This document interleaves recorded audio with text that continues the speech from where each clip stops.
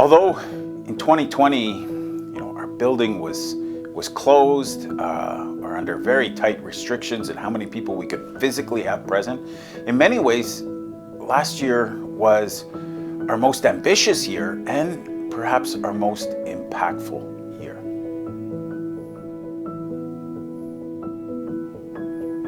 Our Mass, we went online. That became the prime way that we reached people. But we have Alpha and Kidsmen and our Connect groups and our Camino groups that welcoming new people into the church. That was something that we moved online as well. It's just amazing to see that, to realize that this made it easier for people who couldn't come physically into the church for whatever reason. And it's made a huge difference in people's lives. And that's what we're so grateful for. It's just that people are responding. They're saying yes to when we're trying something, when we're experimenting. People say yes, they'll give it a shot. Doesn't mean it's always going to work, but I'm just so grateful for their yes.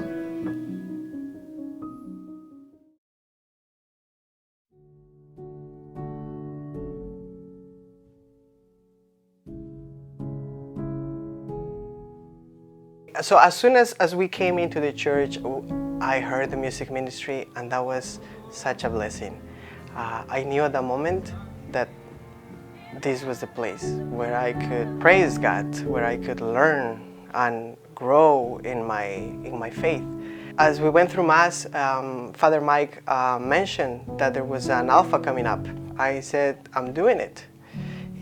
After a little negotiation with my wife, we decided to do it.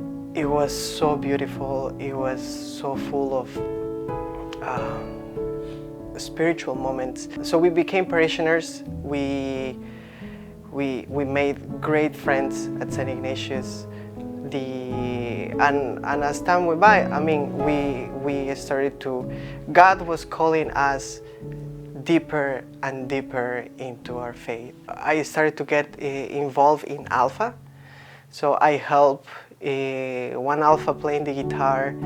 I was not good at all. It was a tough moment. And at that moment I said, I'm not playing the guitar anymore. I'm letting this go. I'm gonna try to help in the parish in a different way. But then I was asked again to play at Alpha, and I said, okay, God, you're giving me another chance. We're gonna try it. And at that moment I said, God, you've gave me this gift, and I'm gonna let you again steer the wheel. I'm gonna let you take the direction of this. Now I'm playing at Mass. I'm serving God every weekend with the gifts that He's giving me. I was confirmed into the United Church when I was 13 years old. And at that point, my mother gave me the choice of staying with the church or going on my own. And I decided to take the journey by myself, and I left the church completely. I made some very bad choices along the way, and never ever, I don't know how to say this, but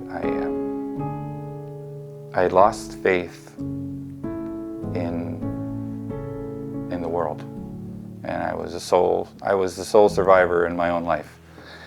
And I continued on that journey for almost 40 years with no direction and no real mission in life. Camino was probably one of the most incredibly life-changing experiences I ever had.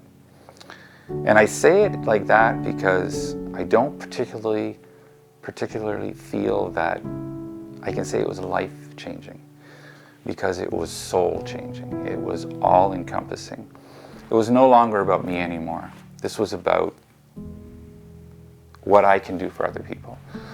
It was about the sheer joy people get from just giving, just being part of it. Not necessarily saying anything, not necessarily, there's no action involved. It's just being a part and feeling a part of a community. And Camino brought me from, yeah, this sounds pretty cool, to, oh my God, I just want this every day. Like, this is all I want in my life now. I just want to be able to feel a part of this community.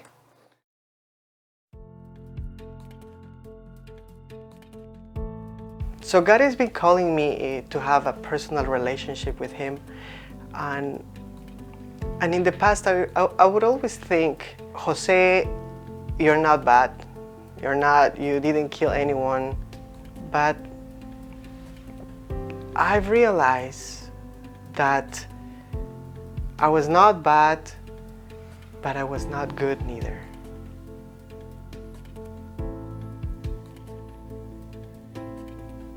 The path that's laid out, especially at my age and my place in life, where I was able to get a chance to follow a certain path and relearn things that I thought I knew and thought that I understood, and I didn't. I was completely wrong. My idea was completely wrong, and I think that was the problem in my life, was that I saw it from the perspective of a single person against the world versus a community of people under one God against no one. Because the idea isn't to fight you, it's to bring you with us.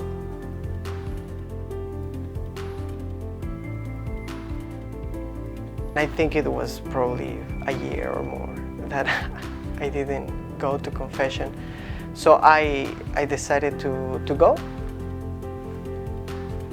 And as soon as I opened my mouth, I started to cry and weep.